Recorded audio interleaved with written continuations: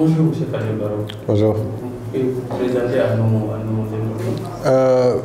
Bonjour, moi je suis Fadel Barro. Je suis candidat à la mairie de Kaolack de la coalition Jammeh Gox, ici à Kaolack. Et je suis très enthousiaste, en tout cas très enthousiasmé de venir ici dans les locaux de Kaolack Info, qui est une initiative de jeunes Kaolackois et qui ont envie de faire émettre une voix à partir de Kaolack. C'est en cela que je salue l'initiative.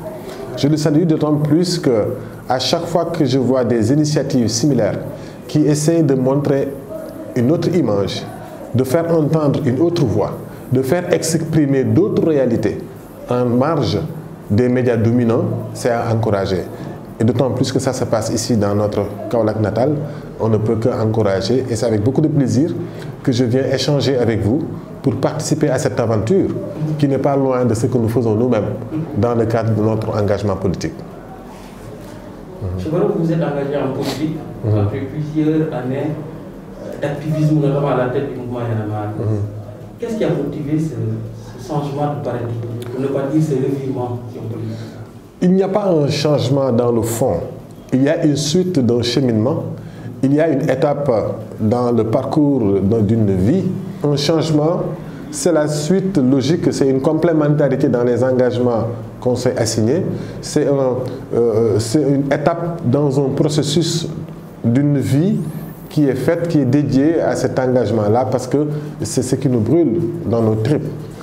Notre engagement en politique n'est qu'en réalité aussi un aboutissement d'un long processus, une sédimentation de réflexion, tu vois, le résultat d'une réflexion sur notre pays, sur notre collectivité.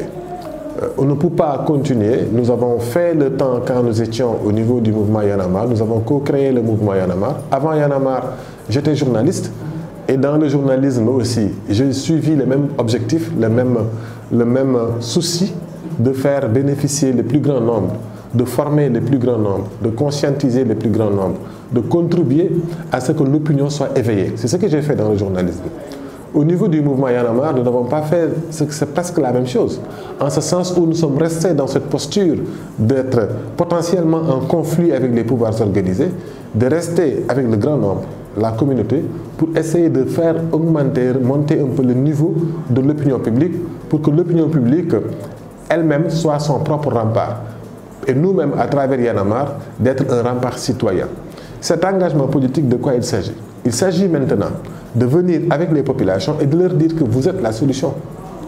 Ce même plus grand nombre, ces gens qui ne sont pas forcément de l'élite politique, qui ne sont pas forcément de l'élite économique, qui ne sont pas forcément de tous ces pouvoirs organisés-là, qui sont le petit peuple, qui ont longtemps attendu que les politiques règlent leurs problèmes et ça ne s'est pas réglé. Nous sommes en train de nous adresser en politique à eux pour leur dire que vous êtes le pouvoir et prenez le pouvoir.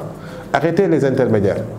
Soyez vous-même l'avenir que vous voulez voir dans votre propre localité. C'est ça tout le sens de notre engagement politique. Et ce n'est pas loin de ce que nous faisions. Maintenant, il est clair qu'à l'étape d'Y en a marre, nous avons défini une identité assez forte autour de l'engagement citoyen de manière déconnectée des préoccupations de prise du pouvoir. C'est extrêmement important. Y en a marre ne peut pas faire de la politique et ne fera pas de la politique. Parce que c'est une station, c'est une maison, c'est une structure qui est utile pour ce pays en ce sens où il est là, non pas pour un camp ou un autre camp politique, mais il est là pour l'intérêt du peuple. Mais nous avons estimé nous-mêmes, individuellement à un moment, dans notre cheminement, de faire autre chose. Autre chose, cette fois-ci, nous arrivons dans une station où nous sommes le peuple qui prend le pouvoir local, ici à Kaolack. Nous voulons constituer un collectif local assez dynamique et assez fort, fait de citoyens lambda. La liste de Jammeh Gox, c'est tous les Kaolackois. C'est des Jakartaman, c'est des vendeurs au marché central, dans les différents marchés de Kaolack. C'est aussi les femmes des tontines, c'est le petit peuple, c'est tous ces gens-là qui, au quotidien, ont tenu les maisons et ont tenu les collectivités locales. Si nos pays n'ont pas brûlé, c'est parce qu'il y a ces petits peuples, ces gens-là, ces invisibles, qui se sont toujours battus et qui ont fait que les Kaolackois ont tenu jusque-là, malgré l'absence de vision politique claire, malgré la médiocrité au niveau de la gestion municipale, malgré l'absence de projets dans lesquels ils peuvent se reconnaître et porter eux-mêmes le projet. Ici, maintenant, on leur dit, soyez le projet, portez votre propre projet, réapproprions notre bien public qui est la collectivité locale, qui est la mairie. Donc, en ce sens, nous estimons que ce n'est pas un revirement, c'est une autre étape sur le même chemin. Nous n'avons pas changé de fusil d'épaule, nous avons juste changé d'angle d'attaque pour arriver à cet épanouissement du peuple kaolackois et par là assurer l'épanouissement du peuple sénégalais. Aujourd'hui, vous êtes en plein dans ce qu'on peut appeler votre première campagne de candidat politique. Est-ce que les choses sont très différentes de ce à quoi vous vous attendez? Vous savez, la politique, ce sont les gens qui le font. Si on le fait mal, ben elle est mal. Si on le fait bien, elle devient bien. C'est quoi notre engagement politique? Notre première action politique à Kaolack, ça a été quoi? Natal et Bindu. Natal et Bindu. C'était quoi Natal? Reverdir les rues, planter des arbres pendant l'hivernage, curer les canaux, nettoyer les quartiers, dépoussiérer. Voilà, Natal quoi. C'est ça que nous avons fait en politique. Ce n'est pas très différent de ce que j'ai fait personnellement dans ma vie. Ce n'est pas différent de toutes ces associations-là qui étaient dans les quartiers. Je donne l'exemple de Khipil. Khipil faisait la même chose, mais il ne faisait pas de la politique. Vous prenez la plateforme des cadres kaolackois pour l'émergence. Qu'est-ce qu'ils faisaient? Ils ont toujours contribué à la réflexion pour l'épanouissement des peuples kaolackois, mais ils ne faisaient pas de la politique. Vous avez prenez quoi, qui encore? Il y a la coalition de la jeunesse, Action Kaolack. Qu'est-ce qu'ils faisaient? Ils ont toujours dit qu'il faut que les jeunes prennent le pouvoir pour que les choses changent, parce que nous avons trop laissé le pouvoir aux autres. Toutes ces initiatives-là, ils étaient dans les quartiers, et je peux vous en citer une trentaine, qui étaient dans les quartiers au quotidien, essayer de transformer les choses. Ce sont ces initiatives-là qui se sont engrangées au niveau de Djamé Gohi à Kaolack pour essayer de dire que maintenant nous faisons de la politique différemment. Du moment où nous faisons la politique différemment, ce n'est pas difficile. Nous n'avons pas besoin. La traîtrise qu'on connaît en politique, les coups bas, l'absence de confiance, cette violence-là au sein des structures politiques qui fait que les gens ne se font pas confiance, ils sont en train de se mettre des bâtons dans les roues, etc. Ça ne peut pas nous atteindre parce que nous faisons justement de la politique différemment. On se parle en tant que frères. On parle aux populations de manière claire. On ne cherche pas à les tromper. On n'utilise pas de la démagogie. On n'utilise pas notre avoir pour venir leur montrer que nous avons de l'argent. Nous avons de l'argent, nous allons vous en donner, donc donnez-nous. Non, on vient leur parler, leur expliquer que nous avons un projet et ce projet c'est vous. Et ce projet nous le porterons ensemble. J'ai l'habitude de dire ceci. Quel que soit le maire qui sera élu, s'il n'a pas un projet clair, les Kaolackois le laisseront avec sa mairie. Si vous donnez de l'argent aux Kaolackois pour qu'ils votent pour vous, après être élus, ils vont te regarder et ils vont attendre que tu leur donnes encore de l'argent. Mais si vous leur expliquez un projet, si vous leur donnez et leur expliquez clairement leur rôle et leur responsabilité dans ce que Kaolack vit aujourd'hui, et tu leur donnes une place à occuper dans une machine où ils peuvent transformer les choses, si vous êtes élu, c'est tout un peuple qui se lève. C'est tout Kaolack qui va se lever pour changer Kaolack. C'est ça notre objectif.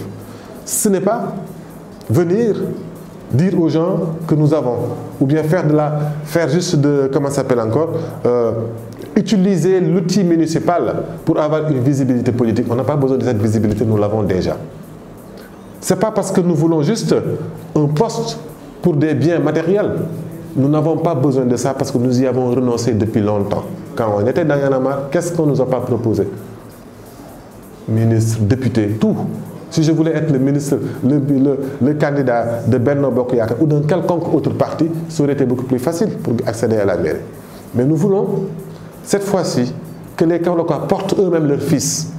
Non pas dans le cadre d'une vision politique pensée ailleurs pour venir l'imposer aux Kaolackois. On l'a vu, que ce soit le candidat de Benno ou d'autres candidats. Ou bien un candidat qui dépend de l'accord ou du désaccord du président de la République. On l'a vu, que ce soit Serigne Mboup, que ce soit Rahma. Tous, ils dépendent de l'accord ou du désaccord du président de la République. On n'a pas besoin de ça pour construire Kaolack. Nous avons besoin, le seul critère pour nous important, ce sont les Kaolackois. S'ils donnent leur accord, on avance. S'ils donnent leur désaccord, on les écoute encore, on leur explique davantage le projet. C'est ça la quintessence de notre engagement ici. Vous l'avez dit, le plus important, ce sont les Kaolackois. Il faudrait-il aussi leur proposer quelque chose? Vous avez, je suppose, un programme. Si vous devez faire une esquisse des grandes lignes de votre programme, ce serait quoi? Le programme sera dévoilé ce dimanche 12 prochain. Ici à Sam, au niveau du Djulekay, nous allons dévoiler le programme au grand public. Mais ce que je peux vous dire, c'est que ce programme-là, c'est le programme des Kaolackois. Parce que ça vient de nous-mêmes. Ce n'est pas une réflexion stratégique sur Kaolack. Non. Ce n'est pas non plus un programme pensé de là haut pour venir l'imposer à la base. Non. C'est un programme qui s'inspire de toutes les formes de résilience kaolackoise. C'est un programme qui s'inspire des manières de faire, comment les Kaolackois ont tenu leur maison, ont porté cette ville pour que ça ne tombe pas totalement dans les ruines, même si cette ville est encore abîmée. Ce programme s'inspire de toutes ces initiatives. Il a donné la parole, nous avons donné la parole aux Kaolackois, nous les avons entendus. Et c'est sur la base de ça qu'on fera cette proposition, qui s'articule autour de la vie de la ville. Vous voyez ce que je veux dire? On n'a pas pensé ex nihilo. On a pensé à partir du rythme de la ville de Kaolack.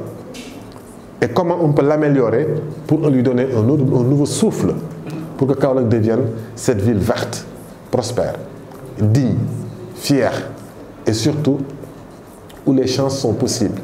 Kaolack sera ce laboratoire des possibles au Sénégal. Et nous allons le démontrer à partir du 12 décembre prochain à Djulekay à Sam. Sans doute une ville propre aussi. L'assainissement propre d'abord. Était le talon d'Achille des différents maires qui se sont succédés à Kaolack. D'après vous, comment régler brièvement, comment régler ce problème? On va l'expliquer le dimanche prochain. Mais ce que je peux vous dire, c'est que nous avons déjà démarré. Nous n'avons pas attendu. Nous n'avons pas attendu. Déjà, notre concept natal vise à arrêter définitivement l'insalubrité.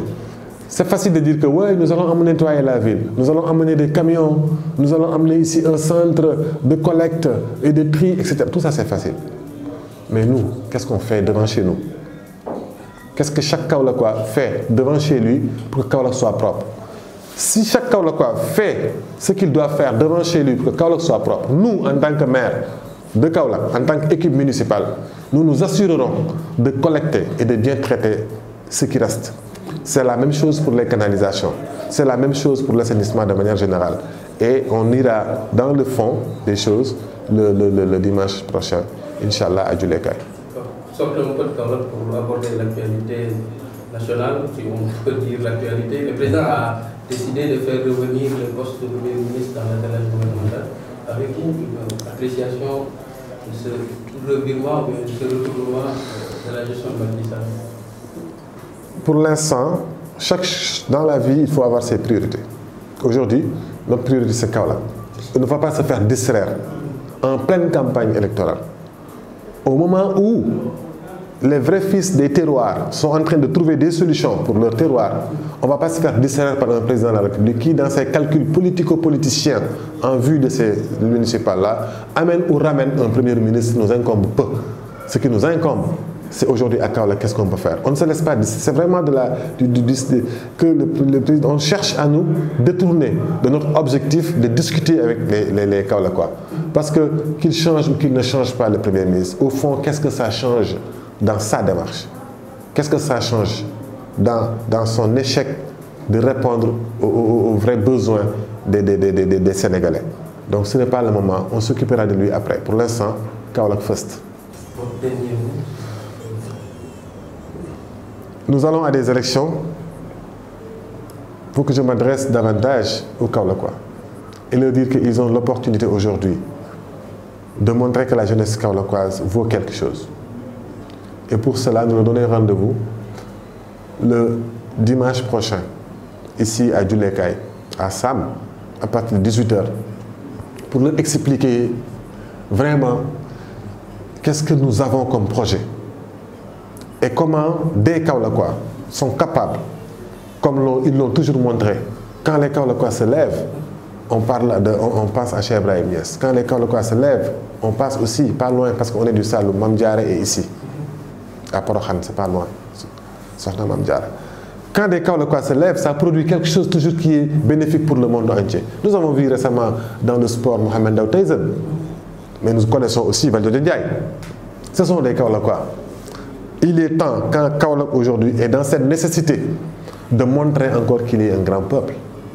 Et nous, c'est ça que nous portons, avec toute l'équipe que nous avons. Et le dimanche prochain, nous montrerons comment nous allons y arriver. Parce que pour nous, on n'a pas d'adversaire politique à Kaolack. Tout le reste, il s'agit pour des élections. Et nous, nous agitons pour Kaolack. Et l'après-élection, les gens comprendront encore mieux cette posture-là. Merci, M. Padel. Merci.